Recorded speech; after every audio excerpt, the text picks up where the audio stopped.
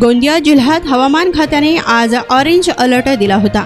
त्या अंदाजानुसार आज अवकाळी पावसाने जोरदार हजेरी लावली। या अवकाळी पावसामुळे जिल्ह्यात अनेक शेतकऱ्यांनी आपल्या शेतात गहू, मका आदी पिकांची कापणी करून ठेवली आहे। त्यामुळे या पिकांना नुकसान होण्याची शक्यता वर्तवण्यात येत आहे।